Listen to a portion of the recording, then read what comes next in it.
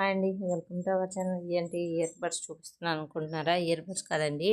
Actually ఏంటంటే ఇక్కడ ఉంటుంది కదా, మనం గ్యాస్ స్టవ్ ఏమో నీట్గా క్లీన్ చేస్తాం. ఇక్కడ వెలిగించే దగ్గర ఈ బర్నర్స్ ఉంటాయి కదా, ఇక్కడ మాత్రం చాలా కష్టంగా ఉంటుంది. చెయ్యి అనేది పట్టదు, ఎలా క్లీన్ చేయాలో తెలీదు.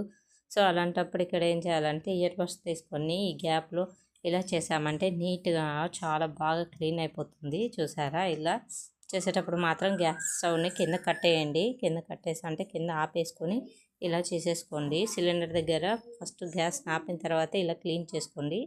చూసారా? ఇలా అనమాట. ఇయర్ బడ్స్తో పెట్టడం వల్ల చాలా అంటే చాలా నీట్గా క్లీన్ అయిపోతుంది.